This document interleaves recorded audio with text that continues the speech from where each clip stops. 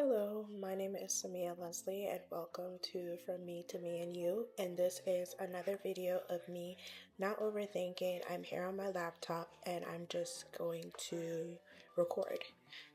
And today's video is titled In Every Conversation, Understand Your Audience. When you think of an audience, you probably picture giving a speech, a presentation, or performing. But the truth is, you have an audience every day. Every single conversation that you enter, there is an audience. Every conversation you enter, someone is receiving, interpreting, and responding to what you have to say. And that affects not only your message is delivered, but how you feel about it afterwards. This is where social influence comes in. It is not just celebrities or influencers shaping your thoughts and influencing you. It is your family, your friends, and even the environment that you're in.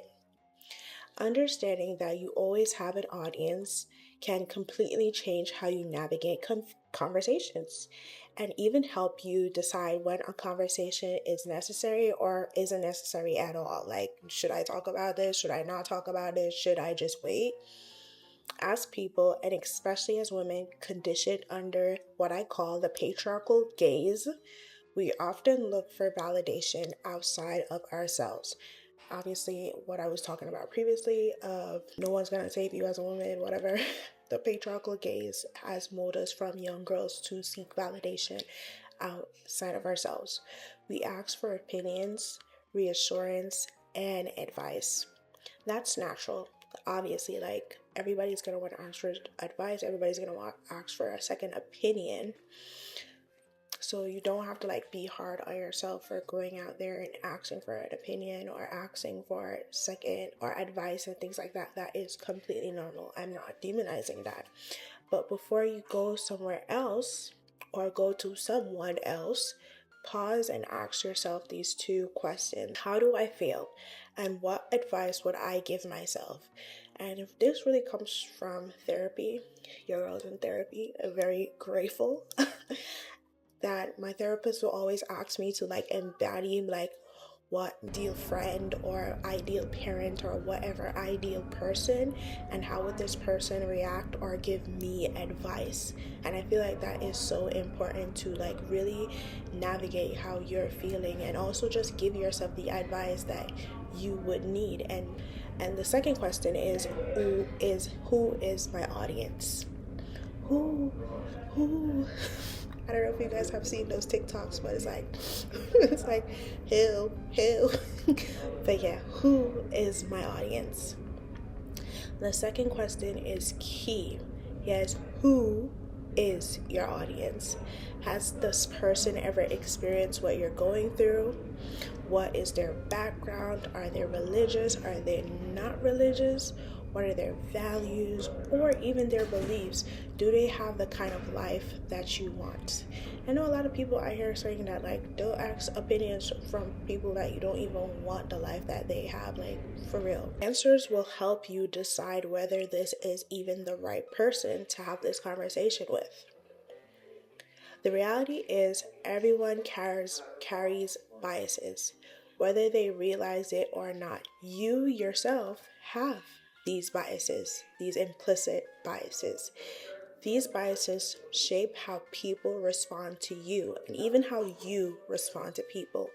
And in turn, their responses can subconsciously influence how you think, feel, and act moving forward. So to break this down, when you enter conversations with people, they are walking they already have their biases inside. You already have your bias inside. And these biases shape the conversation and even the advice we give to people, or the advice that people give to us. And in turn, in relation to social influence, this taking it from can determine how you act, think, or feel after having these conversations. But let me give an example, because for all the people who like stories and examples, this is one. So Sally, She loves fashion. She went to school for design, has been posting her work online, and is getting great feedback. She wants to start her own brand, you know, but she's nervous. She goes to her mom for advice, believing that mom knows best. A lot of us hold that our moms or certain people in our life know the best thing and have our best interests at heart, which is true that they have our best interests at heart, but with what I said before of implicit bias.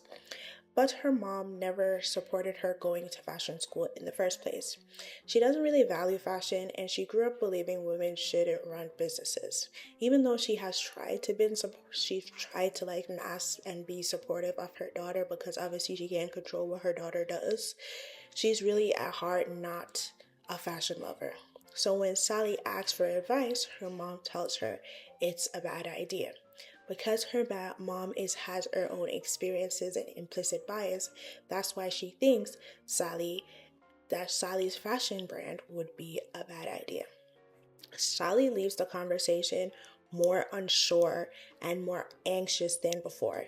Not because her idea is bad per se, but she didn't consider the audience. And the audience that she had was her mother. And as I said, her mother has these beliefs already about fashion and her own interests surrounding fashion. Understanding your audience matters even when it's your mom.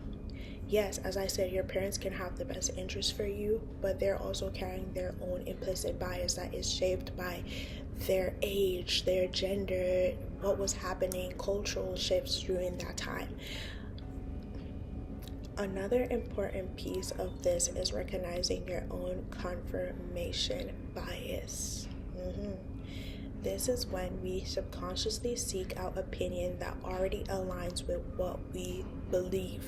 And we're seeing a lot with this political climate of a lot of people just consuming this type of media or consuming that kind of media instead of just looking at what is factual. Is when we subconsciously seek out opinions that already align with what we believe, whether positive or negative.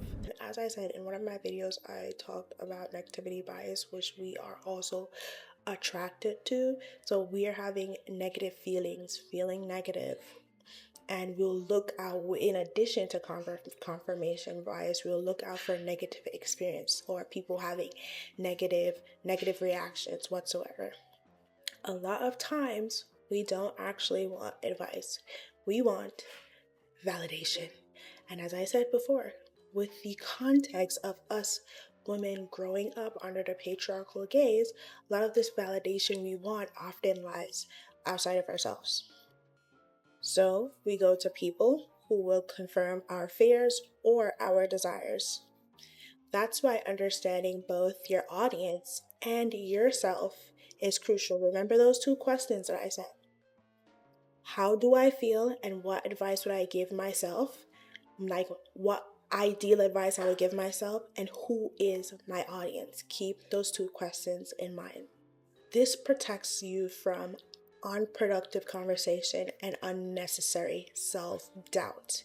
Getting a second opinion isn't wrong, as I said, but who you go to matters. What if you're a trader? You're not going to get trading advice on what to buy, what to sell outside of investor journals. No. If you want styling advice, you're not gonna go to people that are not cared in, like they don't care about fashion or style, or their style is trash. Like obviously not. But who you go to matters.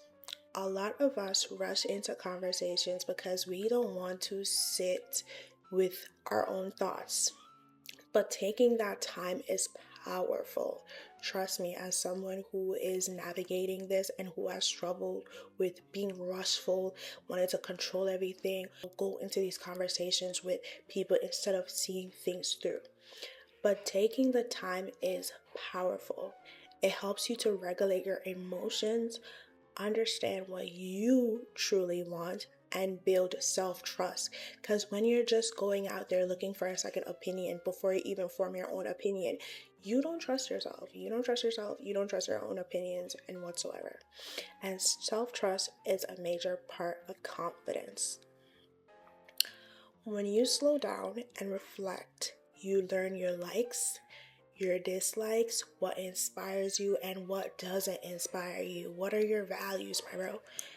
That kind of introspection is essential for growth and self-awareness. You don't have to rush. Time is not running out. And I feel like a lot of times when we do rush to have a second opinion is that we feel like time is rushing and we have to figure things right here, right now, and enter these conversations that really don't fix anything. But time is not running out. You are capable of managing your own thoughts and emotions. Yes, once again, for all the people in the back, a second opinion can help, but it shouldn't control your decisions, big or small. I don't care. If you, every outfit you put on or every time you pick something to buy, you have to call your mom or you have to call some friend to be like, should I do this? Should I do that? No. You need to learn how to make those small decisions by yourself to build that self-trust so you can make bigger decisions by yourself. Take time to understand yourself and take time to understand your audience. I feel like we're also seeing this. I'm always going to bring it back to this, but with doing these things, you get to understand yourself, but you also get to see the humanity in other people and see that they're not perfect people. We're all tainted by our experiences. Experiences is reflected through how we move through life, especially if we are unhealed. So you can't expect that someone else is going to solve your issues by giving you the right advice when you have to understand that the power, it's in your hands. Let guidance add to your thinking. As I said, sit with yourself first. Figure out if you want to make this move. Figure out, do I actually like this shoe? Do I actually like this top? Do I think this color looks good on me? Do I think my hair looks good on me? Before you ask for someone else's opinion. And if you're gonna ask for opinions, oh my gosh, make sure they have your best interest at heart. And they're probably an expert in the field in some way. I'm not saying they gotta be top designer, but they have a style or a hairstyle, you like how they do their hair and you like how they put on that type of boots, it makes sense. Sometimes you gotta shut up. Sometimes you have to have a little bit of silence to navigate what you want. But I'm rambling. So let guidance add to your thinking, not override it. So thank you for listening to From Me to Me and You. I am your host, Samia Leslie, and this is another random episode. Bye.